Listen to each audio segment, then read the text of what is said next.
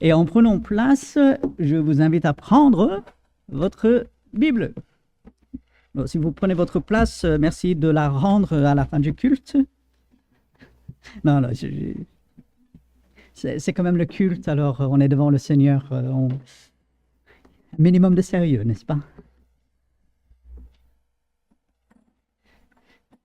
Dieu est un Dieu qui rigole, j'en suis convaincu. Il est un Dieu sérieux. Il est un feu dévorant. Il est juste. Il est même appelé le marteau, le roc. Donc. Mais Dieu, il est aussi un Dieu qui est dans la joie. Le livre de Sophonie parle de Dieu qui chante sur son peuple. C'est quand même quelque chose d'extraordinaire. Voilà. Oui. C'est vrai.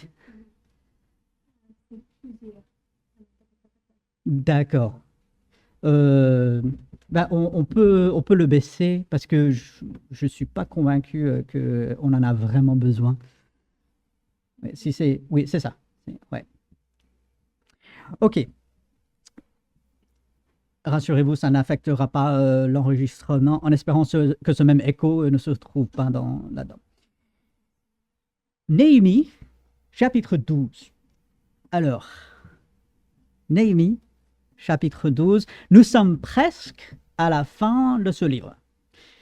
Dieu voulant, dimanche prochain, on fera le chapitre 13. Je pense qu'on mettra juste un dimanche, ce qui fait que, premier dimanche de septembre, on va entamer une nouvelle série.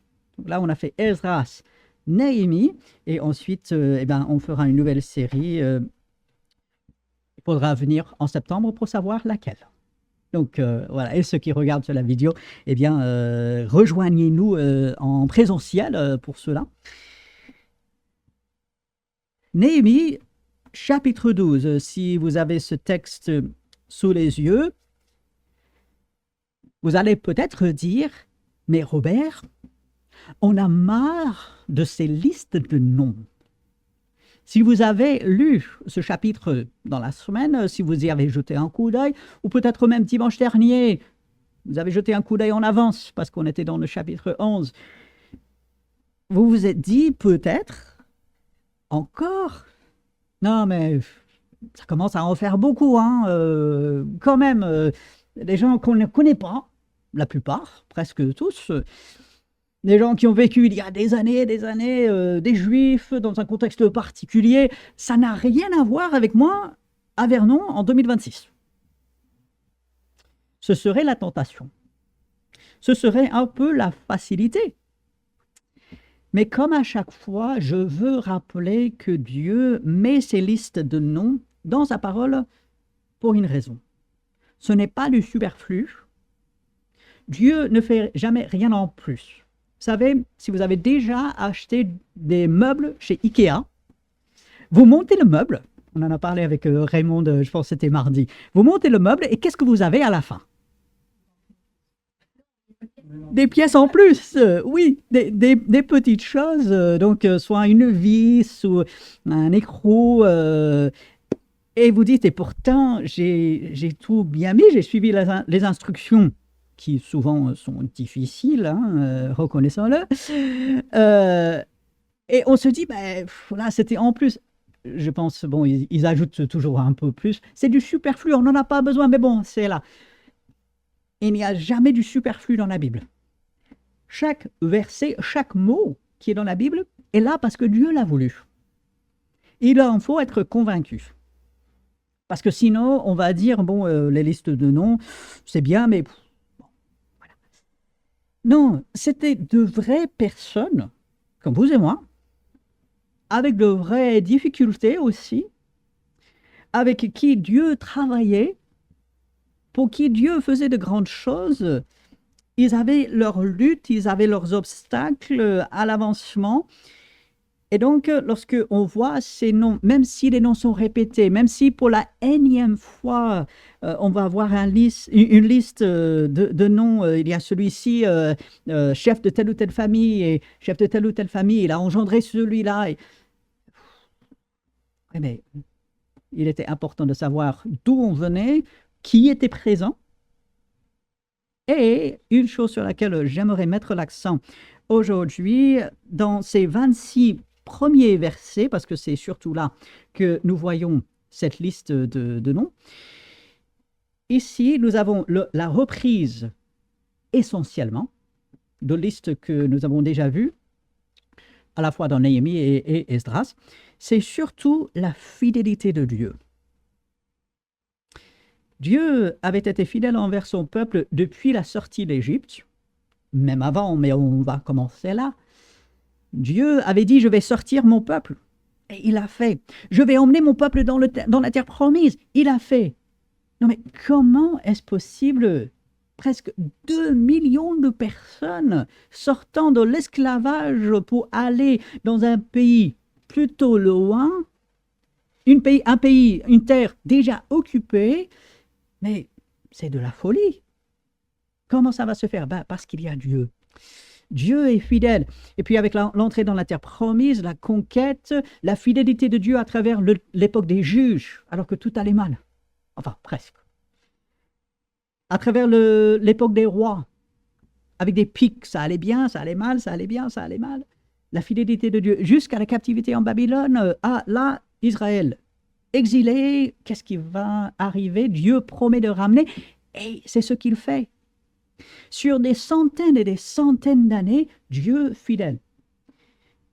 Nous avons ces noms ici pour montrer que Dieu a préservé son peuple, que Dieu a agi pour son peuple. Et ma vie, relativement, elle est courte. Moi, je vais le dire, n'ayez pas peur, la semaine prochaine, j'aurai mon anniversaire, j'aurai un certain âge. Alors, mais ma vie, ainsi que la vôtre, qu'on soit jeune, du plus jeune ici au plus âgé, alors je ne sais pas lequel c'est, peut-être, oui. Notre vie, elle est relativement courte, vu toute l'histoire. Et si Dieu, lui, il est fidèle sur des centaines et des centaines d'années, Dieu est fidèle dans ma vie. Dieu est là et il agit et il accomplit son plan. Mais une autre chose que je veux relever, c'est en lisant ces noms, ce sont des chefs de maison, on va retrouver certains noms aussi dans la suite de ce chapitre, parce qu'on aura une autre liste après, c'est que Dieu est fidèle, mais ces personnes étaient fidèles également.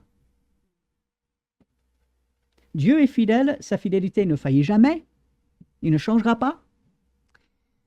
Nous, c'est pas gagné, n'est-ce pas? Mais ces personnes l'étaient. C'est vrai, on a uniquement les noms des chefs de famille, les représentants des grandes familles, parfois c'était des tribus, parfois c'était de grandes familles. On a simplement les noms de ces grandes familles, mais ça veut dire aussi toute la famille était fidèle. Quel exemple pour nous! Dieu, lui, il est toujours fidèle, on n'a pas besoin de s'inquiéter de ça. Il le sera, il l'est, pas de doute. Dieu m'appelle à être fidèle également. On peut très bien commencer, on peut même mal commencer. On a des exemples des deux dans la Bible. Ce qui compte, c'est la fidélité. Si je commence bien, il faut que je termine bien, il faut que j'aille au bout. Parce que Dieu, il est fidèle, moi je peux l'être. Il m'aide. Si je commence mal, il y a de l'espérance. Dieu est là. Il change et je peux bien terminer. Combien de témoignages dans la Bible et même dans l'histoire nous avons de cela. Ces noms doivent nous rappeler la fidélité de Dieu et nous inspirer dans la fidélité que Dieu permet d'avoir. Je regarde ces noms, ils étaient fidèles, moi je peux l'être aussi. Quel exemple? Maintenant, nous arrivons au verset 27. Je vous laisse le soin de lire ces différents noms. Prenez le temps. Encore une fois, si ces noms sont là, ce n'est pas pour rien. Ce n'est pas pour qu'on passe dessus toujours, non. C'est bien de les lire de temps en temps. Je vous laisse le soin de faire cela. Verset 27, regardez. lors de la dédicace des murailles de Jérusalem. Pourquoi est-ce que ceci est important? Parce que les murailles voulaient dire protection. Si les murailles n'étaient pas bâties, n'importe qui pouvait venir, des armées, des ennemis, voler, détruire, faire du mal. La dédicace veut dire que les murailles sont terminées. Là, on les a bâties, tout est bien, les portes, un peu les portails qui donnaient accès à la ville sont en place, tout est terminé. Encore une fois, une preuve de la fidélité. Ceci a pris des décennies. Ça ne s'est pas passé dans quelques jours, quelques mois, ça a pris des années. D'un peuple qui est revenu de l'exil. Pendant 70 ans, ils étaient en exil, et maintenant Dieu leur permet de revenir. Et malgré les luttes, malgré des obstacles, malgré des problèmes, et malgré des gens à problème qu'il y avait, on en a rencontré, eh bien, Dieu, dans sa grâce et dans sa fidélité, permet au peuple de terminer la muraille. Ça pouvait sembler presque insurmontable. Ah, le projet, il est trop grand. Faire un petit bout, ah, ok, oui, mais toute la muraille, bah... Devant de grands projets, parfois, on peut dire « Ah, c'est tellement grand, est-ce que ça vaut la peine de commencer ?» Lorsque c'est dirigé par Dieu, mais bien sûr que oui. Ça vaut la peine. Et lorsque nous nous engageons avec le Seigneur, parce que c'est Dieu qui avait dirigé le peuple à bâtir cette muraille. C'est Dieu qui a ramené de l'exil, c'est Dieu qui a béni, qui a donné les ressources. Le roi païen a participé à cela. Eh bien, dirigé par Dieu, on arrive au bout. Il y a cette dédicace des murailles. La tâche est terminée. Il y aura d'autres tâches, bien sûr, mais celle-là, ce projet, il est terminé. Gloire à Dieu. On arrive au bout. Et je souligne le mot dédicace. Marquer le coup lorsque Dieu nous permet d'aboutir à un projet. Ça vaut la peine de marquer le coup. Ça n'a pas besoin d'être toujours une grande fête et tout. Mais lorsque Dieu vous dirige et que vous arrivez à aboutir un projet, dirigé par Dieu, prenez le temps de fêter. Prenez le temps de marquer le coup. Ici, on a ces dédicaces et on va voir, c'est vraiment la fête. Il y a de la musique, il y a de la danse, il y a des louanges. C'est vraiment... la fête. Alors, je continue dans le verset 27. On appela les Lévites de tous les lieux qu'ils habitaient. Donc, certains étaient à Jérusalem, d'autres étaient en dehors. Et on les fait venir à Jérusalem afin de célébrer la dédicace et la fête par des louanges et par des chants, au son des cymbales, des luttes et des harpes. C'est formidable. Dieu avait mis à cœur aux gens de bâtir, il avait mis ce projet à cœur, il avait donné les ressources, il avait aidé à surmonter des obstacles. Maintenant, le projet, il est terminé. On peut dire enfin, oui, on l'a fait. Et qu'est-ce qu'on fait? On l'oublie? Ah, ok, projet suivant. Non. On marque une pause et on dit gloire à Dieu. C'est la reconnaissance. C'est pouvoir dire merci à Dieu et vraiment faire la fête. Alors, encore une fois, ça ne veut pas dire que ça doit être la grande fête à chaque fois. Mais il est important, lorsque Dieu nous met quelque chose à cœur et qu'on aboutit avec un projet, eh ben de marquer le coup. N'hésitez pas, il n'y a pas de honte, ne vous sentez pas coupable. Ben voilà, marquez le coup, parce que ça vient de Dieu. Et ici, comme vous avez remarqué, afin de célébrer la dédicace et la fête par des louanges à Dieu surtout. Et puis verset 28, les fils des chantres se rassemblèrent des environs de Jérusalem, des villages des Nétophaciens. Et ensuite, on va nommer un ensemble de villages. Autour, il y a des chantres, il y a des Lévites et verset 30, un aspect très important. Les sacrificateurs et les Lévites se purifièrent. Je m'arrête quelques instants là-dessus. Tous les projets ne viennent pas de Dieu. Notre vie n'est pas toujours à la gloire de Dieu, reconnaissons-le, malgré la purification qui vient de Jésus-Christ, malgré notre statut d'enfant de Dieu, notre vie n'est pas toujours à la gloire de Dieu. Et il est important de prendre un moment, même au milieu de la fête, même au milieu de la réjouissance, de prendre un moment et de se dire, Seigneur, purifie-moi, montre-moi si il y a quelque chose. Peut-être qu'il ne montrera rien, mais au moins de se poser la question, Seigneur, montre-moi s'il y a quelque chose que je dois enlever, quelque chose que je dois ajouter. Ici, les chefs religieux, donc les sacrificateurs et les Lévites, ils vont se purifier, donc ils commencent par eux-mêmes, ils vont purifier le peuple, les portes et les murailles. C'est une sorte de consécration. Maintenant, ces choses et ces personnes sont pour le Seigneur. C'est une dédicace. Ah, Seigneur, on dédie à toi. C'est une belle perspective. Aujourd'hui, qu'est-ce que je fais? Et avec quelle perspective je le fais? Retenez toujours ce verset de 1 Corinthiens chapitre 10, verset 31. Soit que vous mangiez, soit que vous buviez, soit que vous fassiez quelque autre chose. C'est un peu la perspective ici. Faites tout pour la gloire de Dieu. Consécration. Seigneur, c'est pour toi. Et veille que ce soit dirigé par lui. Après cette purification, cette concentration sur le Seigneur, à partir du verset 31, on a la description un peu de la louange qui est faite.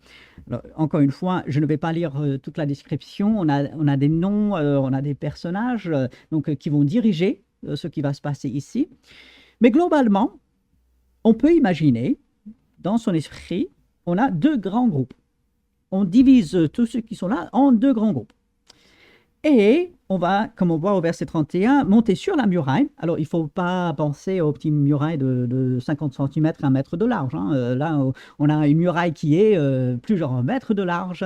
Selon certaines de ces murailles, peut-être pas celle-ci, mais certaines murailles, on pouvait faire passer 2 chars, donc 2 chariots, côte à côte, dessus. Donc, imaginez la largeur, ça devait être quand même assez incroyable.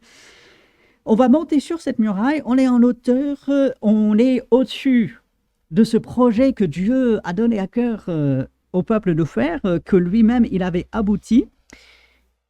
Et globalement, une moitié du peuple va partir dans une direction sur la muraille, et l'autre va partir dans l'autre direction. Et ils vont faire le tour de la ville, et parce que c'est un cercle, qu'est-ce qui va arriver? Eh bien, ils vont se retrouver à l'autre bout, et on va voir où exactement ils vont se trouver. Donc ici, le peuple est sur son travail, peut voir l'œuvre, et il est possible, alors là j'imagine, je me fais un peu une scène dans mon esprit, mais j'imagine, parmi ce peuple, comme les gens ils ont travaillé sur cette muraille, si vous relisez Néhémie, si vous le relisez Esdras, chacun travaillait un peu devant soi. Donc, on a travaillé à la construction. En faisant le tour de la ville, les gens pouvaient dire « Ah oui, moi j'ai travaillé là. Ah tiens, moi j'ai mis cette pierre.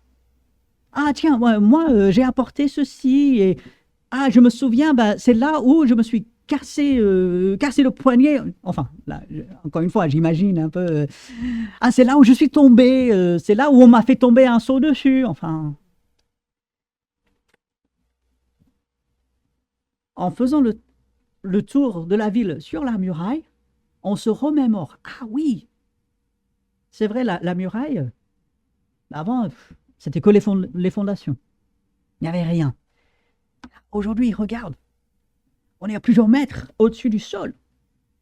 On a cette large muraille. Tu te souviens, là où il n'y avait rien, maintenant, on a la muraille. En faisant le tour de la ville, je remémore ce que Dieu il a fait. C'est un très bon exercice.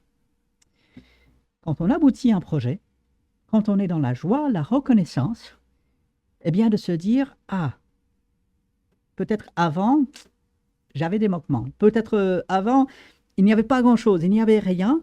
Et Seigneur, aujourd'hui, ce que tu permets d'avoir, ce que tu as permis d'accomplir.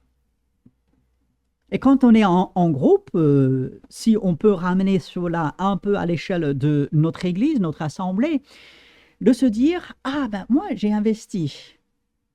Ah ben ça, ben, c'est moi qui ai pu le faire par la grâce de Dieu. Ah, c'est moi qui ai apporté cette pierre. C'est moi qui ai fait cela. Et ah, Seigneur, merci Seigneur. Parce que tu m'as donné la force. Et ah, c'est vrai, là, c'était compliqué, on ne savait pas comment faire, mais Dieu, tu te souviens, il a répondu. Et là, on n'avait pas les ressources et on ne savait pas d'où ça allait venir, mais ah, Dieu, eh bien, il a pourvu.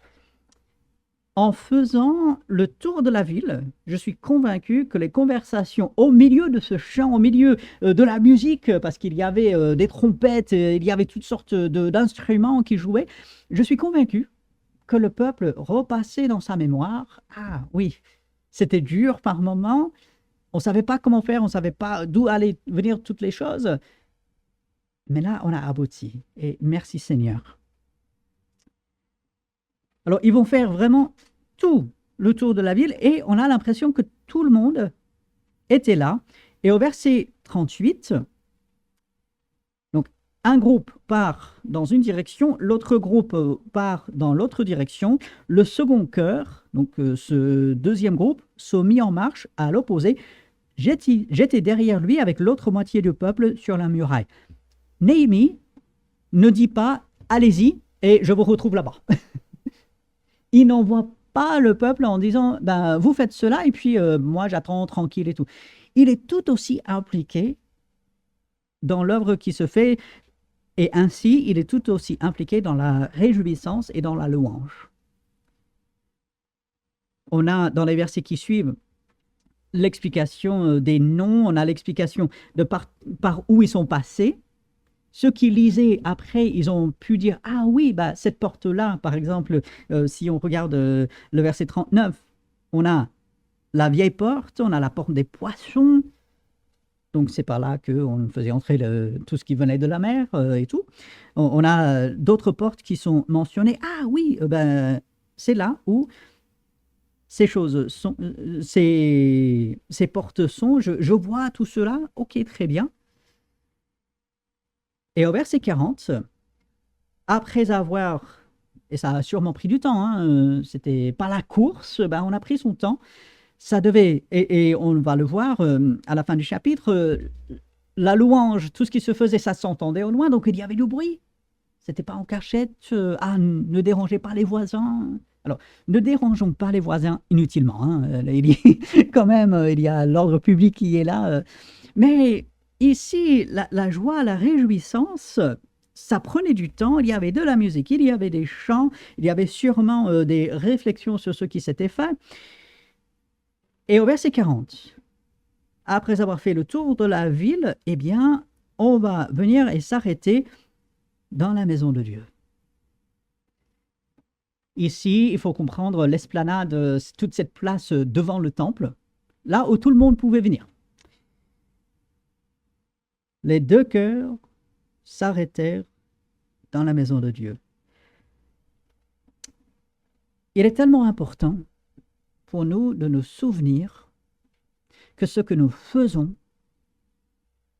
ce que nous essayons de faire, ce que nous projetons, toute notre vie est en Dieu. Je peux avoir mes projets.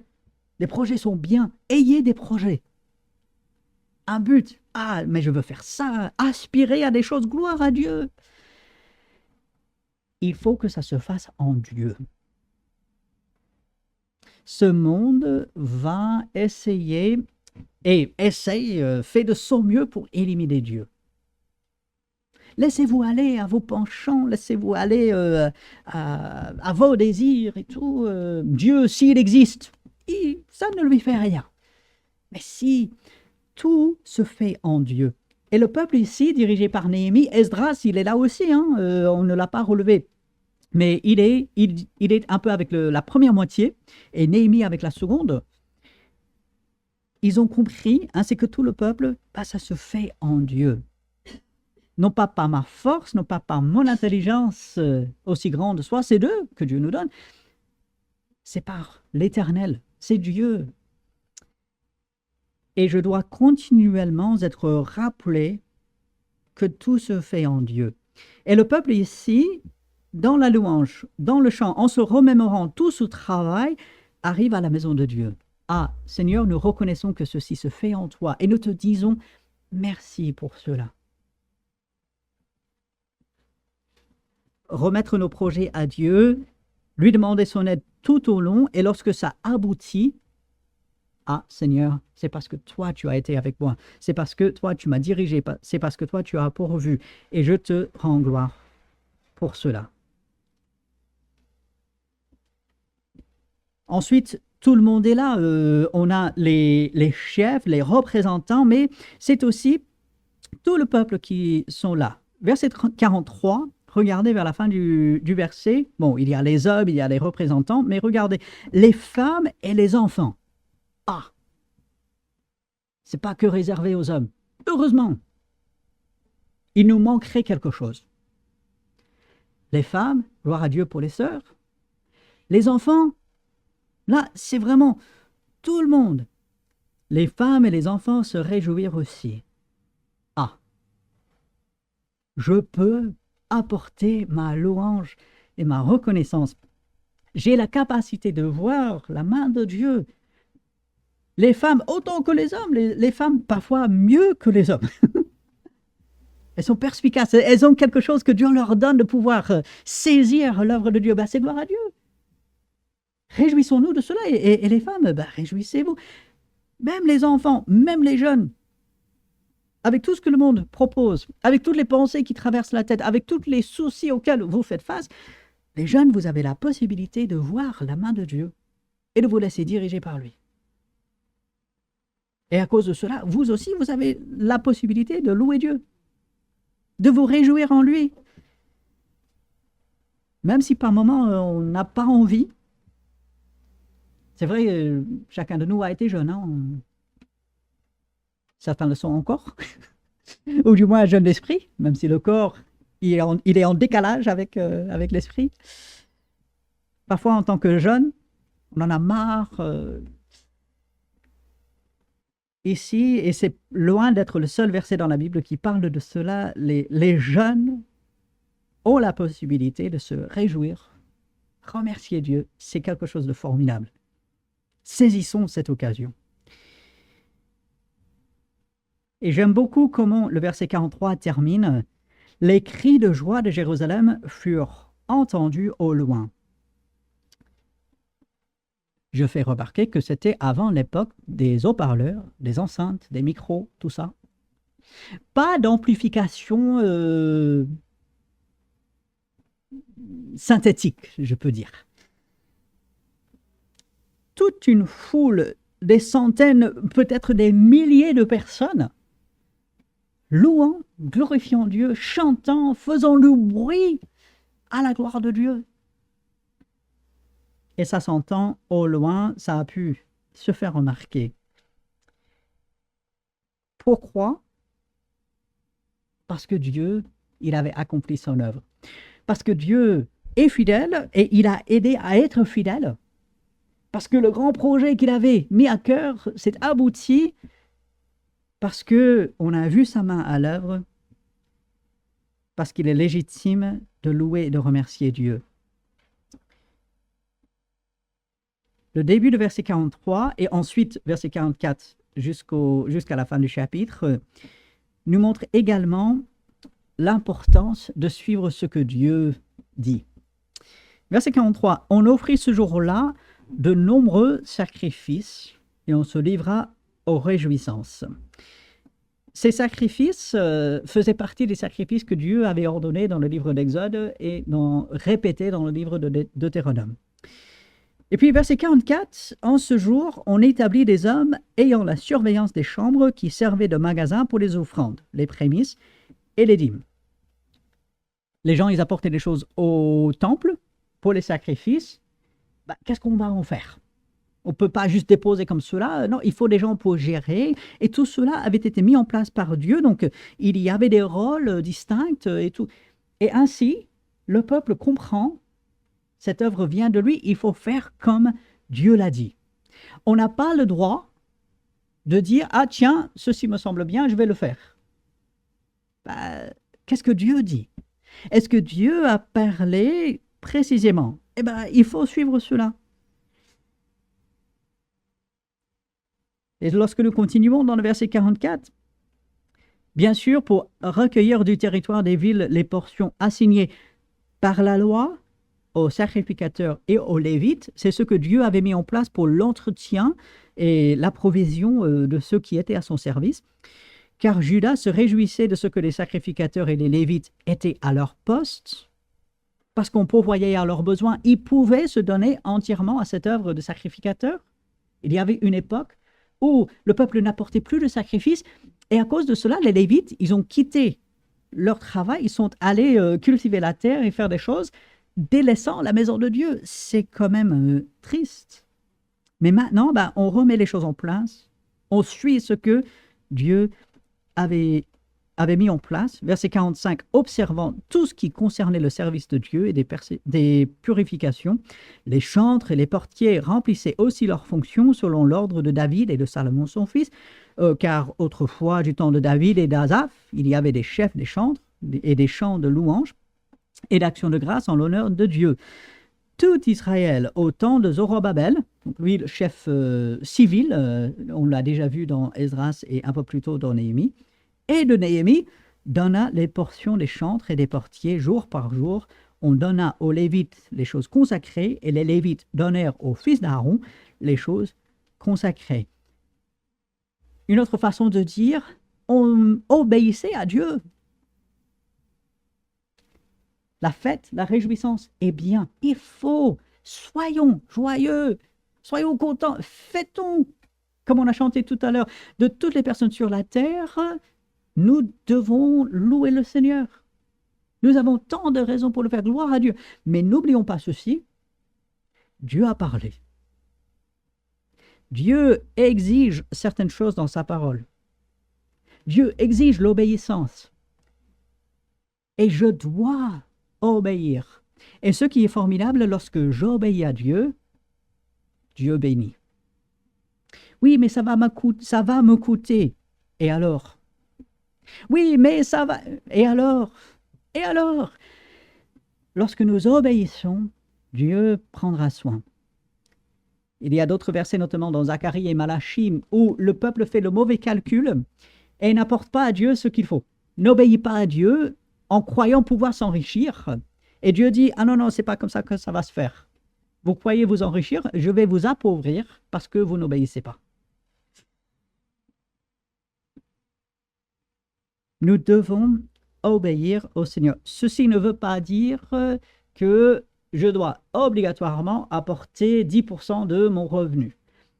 10%, c'est bien. Le principe, c'est je donne avec joie à l'œuvre de Dieu.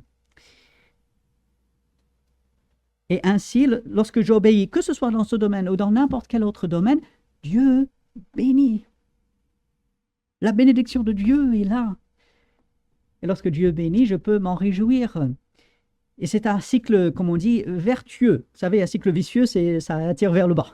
C'est mauvais. Le cycle vertueux, je me réjouis, Dieu bénit, je lui obéis, je peux me réjouir, il bénit. Et c'est merveilleux. Comment ne pas aspirer à cela? Et ce qui est formidable, c'est que tout ceci se passe dans le domaine très pratique et terre à terre. On est en train de parler quand même d'une construction d'une muraille. Je ne pense pas qu'on peut être plus terre à terre que ça. C'est un bâtiment, c'est quelque chose de physique. Et ça montre bien que Dieu, il est concerné, il voit chaque détail.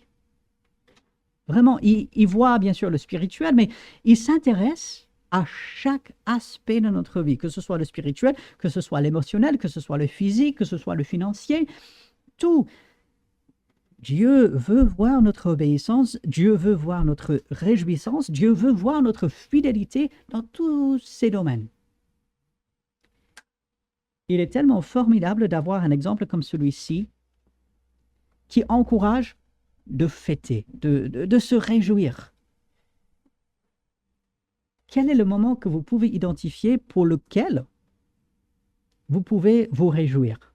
Ah, peut-être un projet, peut-être quelque chose que Dieu a montré, peut-être quelque chose que Dieu a permis de faire. Peut-être une grande chose, peut-être une petite chose. Ah, ben, gloire à Dieu. Ah, ça se fait en toi. Dieu, tu as été fidèle. Tu m'as aidé à être fidèle, aboutir. Ben, gloire à Dieu. Et ça se fait en toi, ça se fait selon ta parole, selon ta direction. Amen.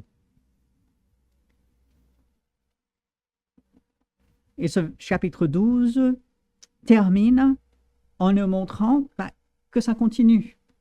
Toute la vie de Zorobabel, c'est bien. Néhémie qui prend un peu la suite, ok, très bien. Et ça continue, c'est pas juste un jour. Peut-être la fête a duré un jour, mais cette fidélité et cette obéissance envers Dieu, ça continue. C'est pas juste un jour, c'est pas juste quand j'ai envie, quand je me sens bien. C'est Seigneur, jour après jour, avec ton aide, eh bien j'avance, j'obéis. Et ainsi, Dieu est glorifié. Quelle vie! Amen. Gloire à Dieu.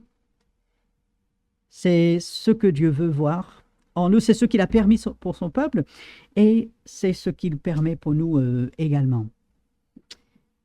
Ce chapitre 12 peut sembler au début assez barbant, assez inutile, on peut dire. Mais j'espère que vous voyez le grand exemple qui est ici et surtout qu'on voit Dieu. Dieu, sa fidélité, ce qui nous permet d'être fidèles par sa grâce et toute la réjouissance que ça inspire et l'obéissance qu'il veut voir en nous jour après jour. Nous n'y arrivons pas seuls. Peut-être Dieu a besoin de corriger ces différentes choses. Peut-être il a besoin de nous encourager. Dieu n'a pas toujours besoin de corriger. Parfois, c'est simplement un encouragement dont nous avons besoin. Mais nous devons nous adresser à lui et c'est ce que nous voulons faire sur la base de ces versets, avec ces versets dans notre esprit, eh bien, de nous mettre dans le silence devant Dieu pour demander son aide, pour lui laisser la place pour faire ce qu'il veut. Et au bout de quelques instants de silence, je terminerai avec une dernière prière et puis nous chanterons un dernier chant. Alors, quelques instants de silence devant notre grand Dieu fidèle. Nous te louons et nous t'exaltons, Seigneur, parce que tu fais tout et tu fais tout à merveille. Tu as préservé ta parole, chacun de ces versets que nous avons vus ce matin, tout ce livre de Néhémie et tout ce chapitre 12, tu l'as préservé pour nous enseigner, pour nous encourager. Nous implorons ton aide pour toujours mieux comprendre ce passage et aussi pour pouvoir mettre en pratique pour ta gloire. Rappelle-nous ces vérités, Seigneur, nous sommes si vite oublieux. Ramène ces versets à notre mémoire. Dirige-nous dans toutes les bonnes choses que tu prépares pour nous, tous les bons projets, toutes les bonnes œuvres que tu as préparées d'avance. À cause de ta fidélité, donne-nous d'être fidèles, soutiens-nous lorsque nous en avons besoin. Sans toi, nous n'y arrivons pas. Voilà pourquoi nous appelons à ta grâce et nous implorons ton aide. Que tu le fasses, Seigneur, et que ce soit pour ton honneur et pour ta gloire, parce que tu l'auras fait. Et c'est en ton nom que nous prions. Amen. Pour terminer, ce seul verset de 2 Corinthiens chapitre 13, verset 13, que la grâce du Seigneur Jésus-Christ, l'amour de Dieu et la communion du Saint-Esprit, Dieu dans sa totalité, soit avec vous tous, chacun, ceux qui sont ici, ceux qui regardent peut-être en direct ou par la suite, que Dieu dans sa totalité accompagne chacun, qui le bénisse. Alors, allez, avec la grâce, avec la paix de Dieu. Très bon dimanche à chacun. Saluez-vous les uns les autres.